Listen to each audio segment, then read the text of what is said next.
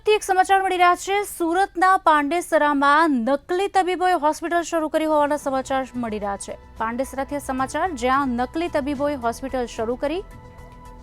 હોસ્પિટલના ઉદ્ઘાટન પત્રિકામાં પોલીસના નામ પણ જોવા મળી રહ્યા છે। પોલીસ કમિશનર અને એસએમસી કમિશનરનું પણ નામ આમાં સામેલ જોવા મળી રહ્યું છે। આપને જણાવી દઈએ, હોસ્પિટલ શરૂ કરનાર બે સામે અગાઉ ગુના પણ નોંધાઈ ચૂક્યા છે।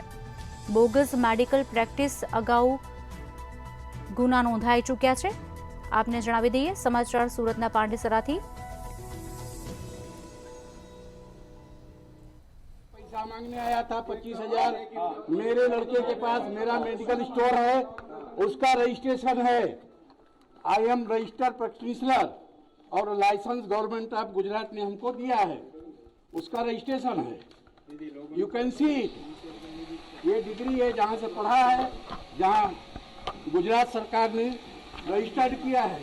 आपके 300 डॉक्टर 1 मिनट बैठता हो। हम लोग जो पूछ रहे हैं वो जवाब दीजिए। आपका क्या है वो नहीं पता। बबलू शुक्ला, राजाराम दुबे और डॉक्टर मिश्रा ये कौन है? They are working as a RMO under the direct supervision of MD doctors। नहीं, तो 3 लोग कौन है? मैंने नाम बताया वो।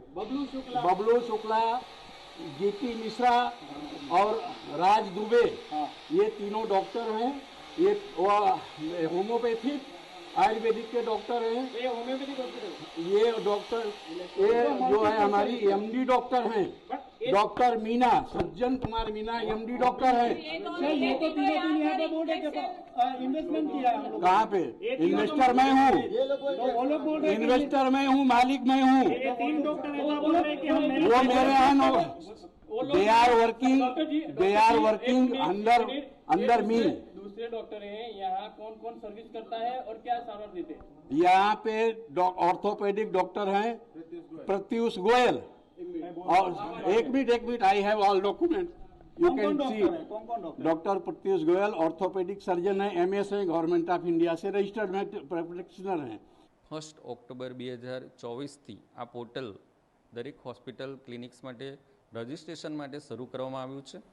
દરેકે આ ક્વોલિફાઈડ ડૉક્ટર હોય, ક્વોલિફાઈડ સ્ટાફ હોય એનું અને બીજા અન્ય જે NOC લેવાના થાય છે એ બધા પ્રમાણપત્રોનું અપલોડ આ પોર્ટલ પર કરવાનું થાય છે। એની સીધી ઓનલાઈન એપ્લિકેશન ગવર્મેન્ટ ઓફ ગુજરાતનું જે વેબસાઇટ છે એના થ્રુ સુરત ડિસ્ટ્રિક્ટને દેખાશે અને અહીંની કમિટી અને CDHO દ્વારા એનું એપ્રુવલ આપવામાં આવશે। જો એ ન કરવામાં આવ્યું હોય અને ક્વોલિફાઈડ સ્ટાફ ન હોય, ક્વોલિફાઈડ ડૉક્ટર ન હોય તો એનું ક્લિનિક અમારી જે જિલ્લા કક્ષાની ટીમ દ્વારા એનું વિઝિટ કરવામાં આવશે અને તમામ પ્રમાણપત્રો ચેક કરીને એને નોટિસ આપવામાં આવશે અને દંડનીય કાર્યવાહી પણ કરવામાં આવશે। જરૂર પડે તો હોસ્પિટલને સીલ પણ કરવામાં આવશે।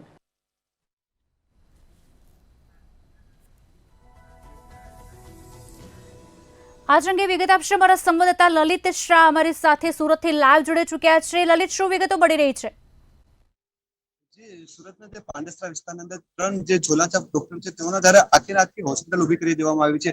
હોસ્પિટલમાં જે ફાયર NOC નથી કે બાયોમેડિકલ માટે કોઈ પણ પ્રકારના પરવાનગી લેવામાં નથી આવી, તેમાં CDHO દ્વારા પણ કોઈ પણ પ્રકારની પરવાનગી લેવામાં ન આવી હોય તેવા દ્રશ્યો અહીંયા જોવા મળી રહ્યા છે। જે ઝોલાછાપ ડોક્ટરો છે તેઓના દ્વારા અહીંયા તમામ પ્રકારના જે આ છે તે કરી દેવામાં આવી છે। આપણે જે સીધા દ્રશ્યોમાં જોઈ શકીએ છીએ કે જે પાંડેસરા વિસ્તારમાં આ 2 માળનું આખું જન સેવા મલ્ટી સ્પેશિયાલિટી હોસ્પિટલ નામથી આખી 2 માળની આખી હોસ્પિટલ ખેંચી દેવામાં આવી છે। કોઈ પણ પ્રકારના ફાયર NOC નથી, કોઈ પણ પ્રકારની CDHO પાસેથી પરવાનગી લેવામાં અહીંયા આવી નથી। તેમજ જ્યારે સમગ્ર ઘટના જે મીડિયામાં અહેવાલ થતા જે સુરત મહાનગરપાલિકાનું તંત્ર પણ દોડતું થયું હતું અને અહીંયા કહેવાય કે જે સુરત જે આ જે હોસ્પિટલ છે તેને સીલ મારવાની જે કામગીરી છે તે પણ કરી દેવામાં આવી છે।